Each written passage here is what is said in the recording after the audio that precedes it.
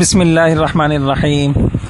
अच्छा भाई मुस्फिरा, मैं आपको सुना रहा था सहाबा इकराम की कहानियाँ, ठीक है?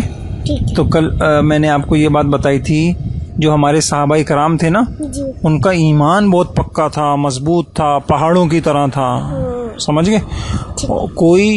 कोई उनको कुछ भी कह दे, वो ईमान से पीछे नहीं हटते थे। सही है? आज मैं आपको किस्सा सुनाता हूँ।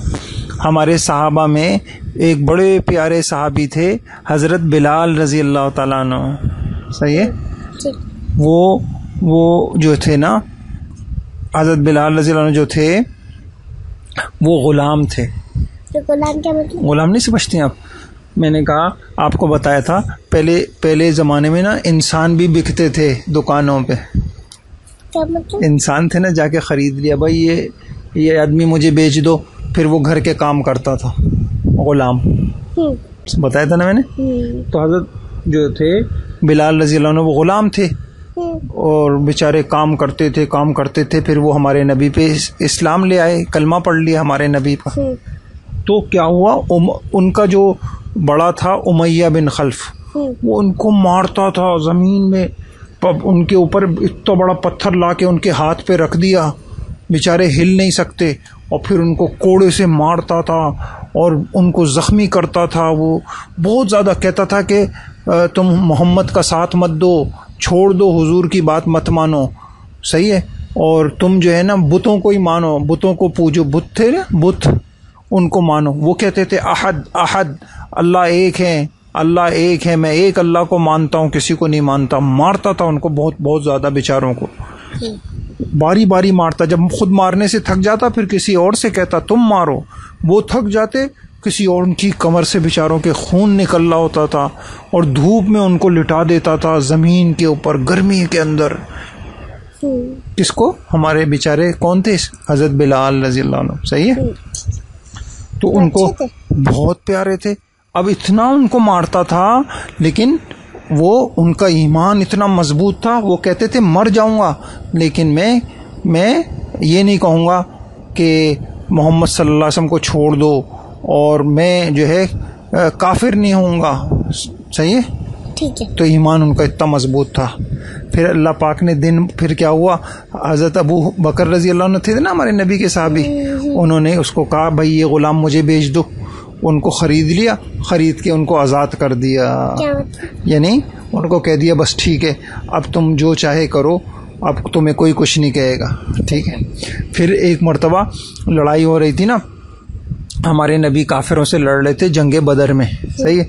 तो हज़रत बिलाल ने देख लिया, वो जा रहा उमैया बिन खलफ, वो जा रहा। कुछ सहाबा को लिया, आओ आओ जल्दी आओ, ये मुझे मारता था, इसको मारूंगा मैं, इसको छोड़। ला नजऊ तो इन नजा उमैया, बोलने लगे ला नजऊ तो इन नजा उमैया, आज मैं इसको नहीं छोड़ूंगा। ठीक है? वो सहाबा को लेके भागे।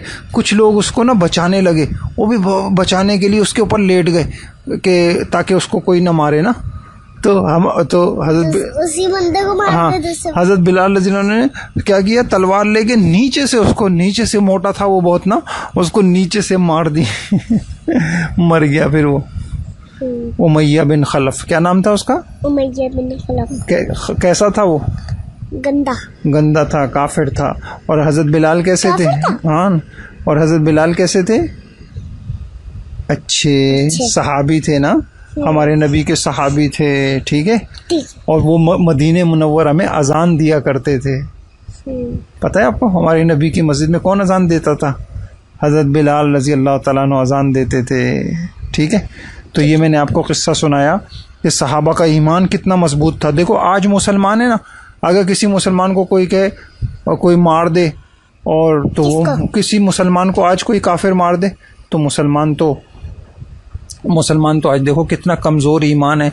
मुसलमान का कहता है यार दिल नहीं, चलो मेरे सोने का दिल चाह रहा है, मैं मस्जिद नहीं जा रहा, मैं नमाज नहीं पढ़ने जा रहा।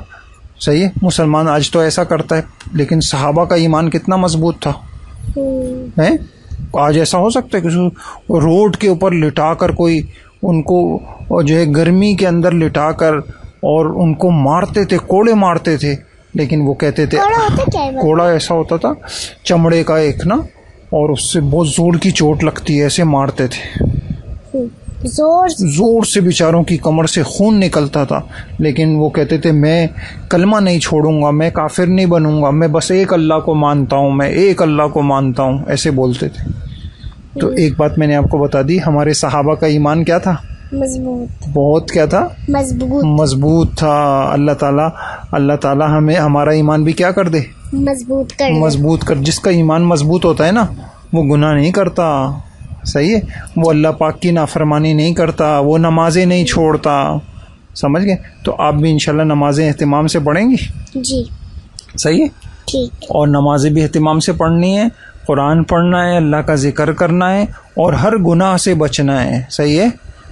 गुनाह से क्या करना है? बचना। मैं ये समझ गई बाबा, अल्लाह ताला से डरना चाहिए, इसलिए कि अल्लाह ताला कहीं हमसे नाराज ना हो जाए। जबरदस्त, सब में आप समझ आ गई ना बात, वरना आपके जहन में ये आता होगा अल्लाह मियाँ तो अच्छे हैं, उनसे क्यों डरे हम, है ना? आपके जहन में ये आता था ना, तो अच्छे हैं इसीलिए तो डर रहे हैं, कहीं हमसे नाराज ना हो जाएं, सही है? ठीक है, तो ठीक है, इंशाल्लाह आप भी एहतिमाम करेंगी, ठीक, नमाज का एहतिमाम करेंगी, ठीक है, और बड़े होके पर्दे का भी एहतिमाम करेंगी, ठीक है, बुर्का पहनेंगी, ठीक है, इंशाल्लाह, बोलिए ठीक है, और सबको अच्छी अच्छी बातें बताएंगी जी, गुनाहों से बचेंगी जी, गीबत तो नहीं करेंगी किसी की? नहीं, गीबत समझती है ना, नहीं, किसी की बुराई करना, वो तो ऐसा है, वो तो ऐसी है, पीछे पीछे उसकी बुराई करना, ये बहुत गंदी बात होती है, सही है? ठीक, इससे भी बचना है, और अच्छे लोगों के साथ रहना है, सही है, सही है? तो फिर ईमान हमारा क्या हो जाएगा? मजबूत हो जाएगा। अल्लाह ताला अमल की तौफीक अता फरमाए। जज़ाकल्लाह, आपको खुश रखे, आपने हमारे लिए वक्त निकाला और बड़ी अच्छी अच्छी बातें सिखाई। और सहाबा को भी तो दुआएं दें, अल्लाह ताला सहाबा को अच्छा बदला दे, उन्होंने बड़ी कुर्बानियाँ दी, बड़ी तकलीफ़ें बर्दाश्त करी, है ना? दीन के अगर सहाबा तकलीफ़ें नहीं बर्दाश्त करते, आज हम मुसलमान थोड़ी होते, उनकी बरकत से तो हम मुसलमान हैं आज, है ना?